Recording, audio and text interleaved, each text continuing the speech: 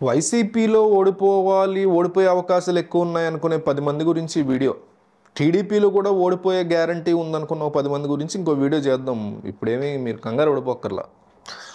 So ఈ video ఏంటంటే YCP పార్టీలో ఓడిపోవడానికి ఎక్కువ అవకాశాలు ఉన్నటువంటి వ్యక్తులు. ఏ పార్టీలో అయినా ఉంటారుగా, అధికార పార్టీ కాబట్టి ఫస్ట్ ఈ వీడియో చేస్తున్నాం అంతే. సో టీడీపీ మీద కూడా ఖచ్చితంగా ఓడిపోయే అవకాశాలు ఎక్కువ ఉన్నటువంటి ఒక 10 మందో 5 మందో ఉంటారు కాబట్టి వాళ్ళు 15 మంది కూడా ఉండొచ్చు. వాళ్ళ గురించి కూడా త్వరలో వీడియో చేద్దాం.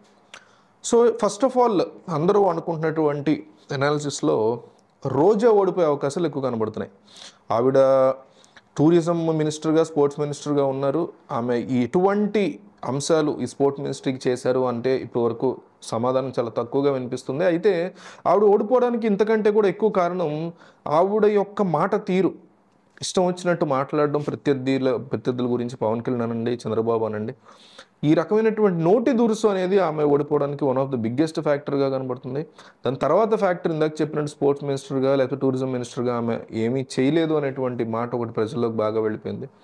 మూడోది అన్నికంటే ముఖ్యమైనది లోకల్లో ఉన్నటువంటి వైసీపీయే ఆమె ఓటమికి ముఖ్య కారణంగా మారబోతుంది. ఆ మాట నేను చెప్పడం కాదు, ఆవిడే స్వయంగా రీసెంట్గా మీడియాతో మాట్లాడుతున్నప్పుడు కూడా చెప్పారు. తెలుగుదేశం వాళ్ళతో నాకేం ప్రాబ్లం లేదు, నాకు ఉన్నటువంటి ప్రాబ్లం వల్ల వైసీపీ వాళ్ళతోనే.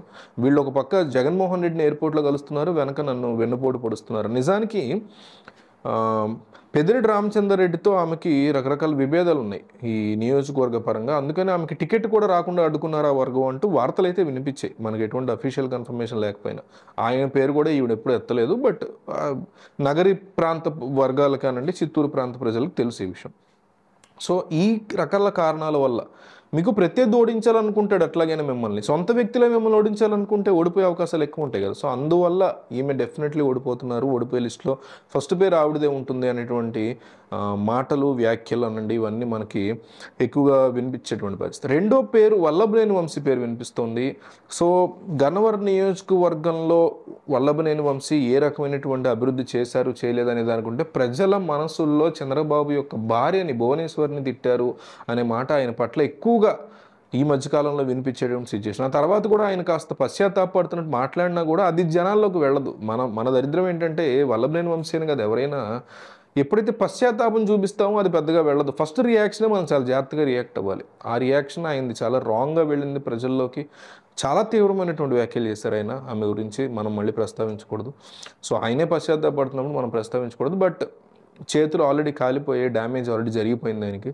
సో ఆ ఇంపాక్ట్ ఎన్నికలు చాలా గట్టిగా కనిపించే అవకాశం ఉంది. దాంతోపాటు యార్లగడ్డ చాలా స్ట్రాంగ్గా టీడీపీ క్యాటర్ని ఆఖరి రోజుల్లో జాయిన్ అయిన కొద్ది రోజుల్లో, 3 నెలల్లో 2 నెలల ముందే జాయిన్ అయినా కూడా చాలా స్ట్రాంగ్గా టీడీపీ క్యాటర్ని సెట్ చేసుకోగలిగారు యార్లగడ్డ. గతంలో కూడా వచ్చిన మెజారిటీ పెద్ద ఎక్కువేం కాదు, వల్లభనేని వంశీకి 100లోనే ఉంది. సో ఆ ఇంపాక్ట్ని రివర్స్ చేయగలుగుతాము అని తెలుగుదేశం పార్టీ కానీ కూటమి కానీ చాలా స్ట్రాంగ్గా ఉన్నారు. అందువల్ల వల్లభనేని వంశీ కూడా తెలుగుదేశం పార్టీ, వైసీపీ పార్టీకి సంబంధించి ఆయన పార్టీ మారడం కూడా ఆయనకు ఒక నెగిటివ్ అయింది. 23 మంది గెలిచినప్పుడు 2019లో పార్టీ మారిన వాళ్ళు కూడా ఒక నెగిటివ్ ఇంపాక్ట్ క్రియేట్ అవుతుంది వాళ్ళ పట్ల, పార్టీలు మారుతున్నారు అనేసి. అదో కూడా ఖచ్చితంగా వల్లభనేని వంశీని ఇబ్బందికర పరిస్థితి నెట్టేలా కనిపిస్తుంది. ఇద్దరు. మూడో వ్యక్తి కొడాలి నాని. నిజంగా ఈ రిపోర్ట్ వస్తే నేను కూడా షాక్ అయ్యా. ఎందుకంటే 4 సార్లు ఆయన గెలిచారు ఇప్పటికీ గుడివాడలో. 2 సార్లు వైసీపీ తరఫున, 2 సార్లు టీడీపీ తరఫున గెలిచారు. సో ఈ వ్యక్తి మళ్ళీ ఓడిపోతారా అంటే ఓడిపోతారు అని గుడివాడ నుంచి రిపోర్ట్ అయితే వస్తుంది. గెలిచి మనందరిని ఆశ్చర్యపరచవచ్చు, మనకి స్లాపే ఇవ్వచ్చు ఆయన గెలిచి. బట్ స్టిల్ వీళ్ళందరూ కూడా ఈ 10 మంది కూడా పందెం కట్టుకొని కావాలంటే ఆయన ఓడిపోతారని చెప్పట్లా. రిపోర్ట్స్ అట్లా వస్తున్నాయి. లేదు వాళ్ళు గెలిచారనుకోండి సంతోషం, మన రిపోర్ట్ ఖచ్చితంగా తప్పు అనేది మనకు అర్థమవుతుంది. సో ఇప్పుడు కొడాలి నాని ఓడిపోవడానికి ముఖ్య కారణం అందరికీ తెలుసు. ఇష్టం వచ్చినట్టు నోటి దురుసు ప్రవర్తించడం. ఆయన మినిస్టర్గా ఉన్నప్పుడు, పౌర సరఫరాల శాఖ మంత్రిగా ఉన్నప్పుడు ఆయన మాట దురుసు, దూకుడు ఉండడం ఓకే, మంచిదే. క్రిటిసిజం అయినా చేయాలి, రాజకీయాల్లో విమర్శలు ఖచ్చితంగా చేయవచ్చు ఎవరైనా. కానీ ఆయన వాడేటువంటి భాష ఎవ్వరూ కూడా అంగీకరించేటువంటి భాష కాదు. సరే ఆయన మాట్లాడుతున్నారు, ఆయన ఒక మినిస్టర్, ఆయన కట్టడి చేయాల్సినటువంటి బాధ్యత జగన్మోహన్ రెడ్డి మీద ఉంటుంది. అది కూడా ఏ మూలనో కూడా చేయనటువంటి సిచ్యువేషన్ ఉంది వైసీపీలో. అది కూడా వైసీపీని కానీ గుడివాడలో కొడాలని కానీ దెబ్బతీస్తున్నటువంటి బిగ్గెస్ట్ ఫ్యాక్టర్స్లో ఒక ఫ్యాక్టర్.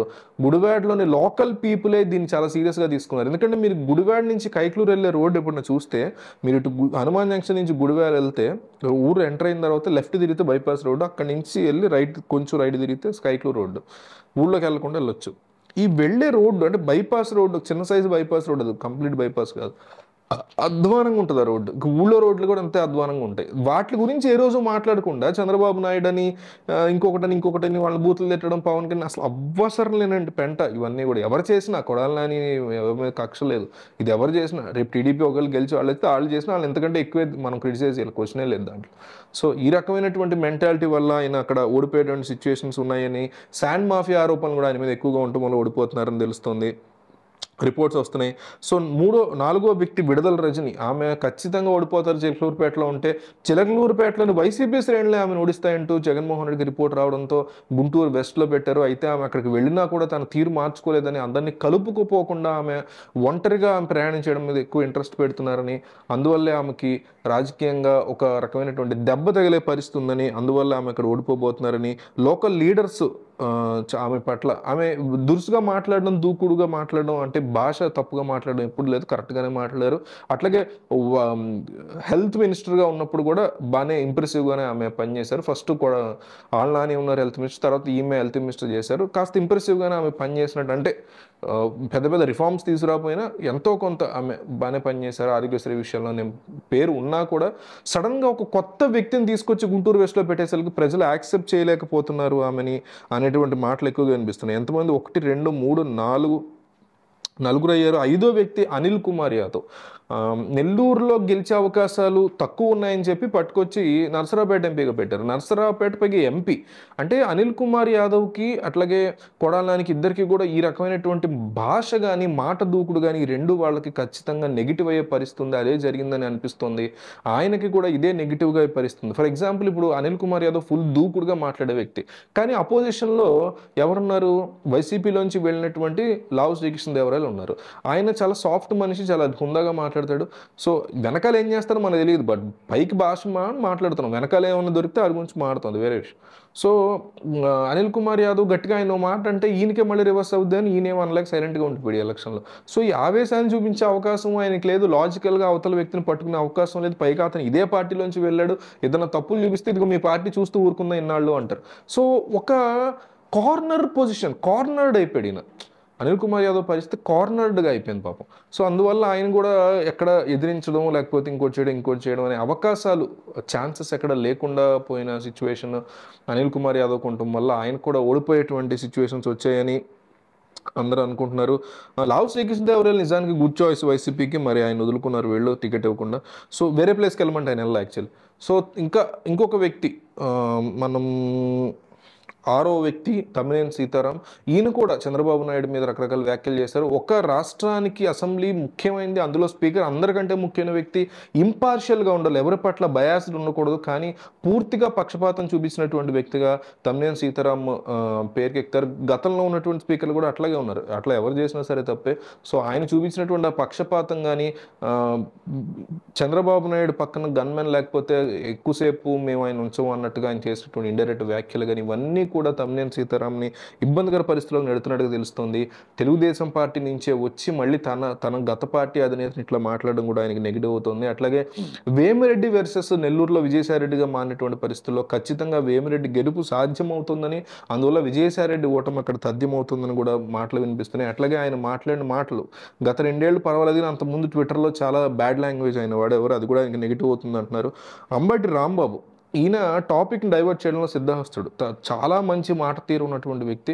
దాన్ని పాజిటివ్గా ఉపయోగించుకోకుండా వైసీపీకి నెగిటివ్ చేయడానికి ఆయన అనవసరంగా వాడుకున్నారు. టాపిక్స్ని డైవర్ట్ చేస్తూ ఉంటారు. ఇరిగేషన్ మినిస్టర్గా అడిగినటువంటి ప్రశ్నలు కూడా ఆయన ఎన్నోసార్లు సమాధానం చెప్పలేనటువంటి సిచ్యువేషన్స్ ఉన్నాయి. ఆయన చాలా క్లియర్గా ఒక సంవత్సరం ఏమో మేము కంప్లీట్ చేస్తాం పోలవరం ఇంత టైంలో పని చెప్పడం, మళ్ళీ తర్వాత అది తెలియదని చెప్పడం, ఏదో బుకాయించడం, ఈ రకమైనటువంటి అంశం. ముఖ్యంగా పవన్ కళ్యాణ్ టార్గెట్ చేయడం విషయంలో అంబటి రాంబాబు ఫెయిల్ అయ్యారు. కొన్ని పర్సనల్ ఇష్యూస్ కూడా నడిచాయి ఆయనకి, ఎస్ అనే పేరు మీద ఒక అమ్మాయికి సంబంధించి. ఇవన్నీ కూడా ఆయనకి హోల్సేల్గా నెగిటివ్ అయినటువంటి సిచ్యువేషన్ ఆయన ఇబ్బంది పెడుతుంది. నల్లపురెడ్డి ప్రసన్న కుమార్ రెడ్డి, ఈయనంత ఫేమస్ కాకపోయినా ఈయన ఓడిపోవడానికి ఉన్నటువంటి ముఖ్య కారణం వేమిరెడ్డి ప్రశాంతి రెడ్డి యొక్క వ్యక్తిగత జీవితం గురించి, అంటే ఆమె రెండో పెళ్లి గురించి ఆయన చేసినటువంటి వ్యాఖ్యలు. మహిళల్లో, ఈయన పోటీ చేసినటువంటి ఈ ప్రాంతంలో ఉన్న మహిళలు అందరిలో చాలా తీవ్రంగా వెళ్ళాయని, మహిళలు అందరూ కూడా ప్రశాంతి రెడ్డికి ఈయన మాట్లాడిన మాటల్ని వాళ్ళు సీరియస్గా తీసుకుని ఈయనకి యాంటీగా ఓటేశారని అంటున్నారు. ఆఖరి వ్యక్తి పేర్ని నాని పోటీ చేయలేదని మనకు తెలుసు.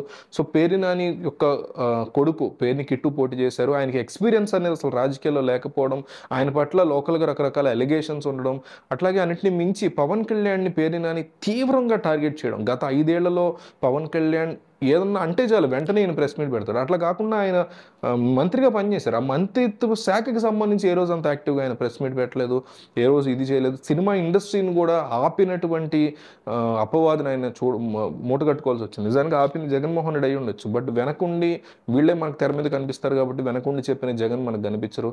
సో ఇట్లాంటి అనేక అంశాలు పేర్ని నాని యొక్క ఓటమికి, పేర్ని కిట్టి యొక్క ఓటమికి అవకాశాలు కనిపిస్తున్నాయి. సో ఈ 10 మంది కూడా ఓడిపోయేటువంటి అవకాశాలు ఎక్కువ కనిపిస్తున్నాయి. లేదు ఇంకా కొంతమంది ఉండొచ్చు, మీరు చెప్పండి ఇంకెవరు ఓడిపోయే అవకాశాలు ఉన్నాయి, రీజన్స్తో చెప్పండి. లేదు వీళ్ళలో కొంతమంది గెలుస్తారు, నా అనాలిసిస్ తప్పు అనుకుంటే డెఫినెట్లీ అది కూడా చెప్పండి.